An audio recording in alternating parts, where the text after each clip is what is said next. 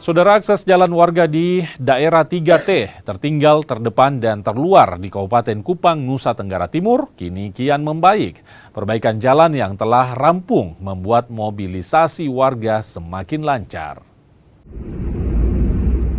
Kondisi jalan di wilayah Oepoli, wilayah perbatasan RI dan Republik Demokratik Timor Leste kini semakin membaik. Perbaikan jalan yang telah rampung membuat mobilitas warga di salah satu daerah 3T di Kabupaten Kupang, Nusa Tenggara Timur kini bisa semakin lancar. Dibanding beberapa tahun sebelumnya, Oepoli jadi salah satu daerah terisolir akibat kondisi jalan yang rusak parah.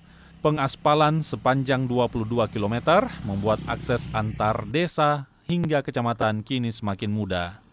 Sekarang dibandingkan dengan yang dulu, ya lebih bagusnya sekarang. Karena dulu kita mau jangkau ke desa sebelah mungkin butuh waktu, mungkin beberapa menit. Keadaan dulu sangat parah. Mungkin kalau ke Eternano mungkin butuh 30 menit. Sekarang ya bisa 10 menit. Dengan perbaikan jalan ini, mobilitas warga bisa semakin membaik, perekonomian warga juga semakin meningkat. Tim Liputan, Kompas TV Kupang, Nusa Tenggara Timur.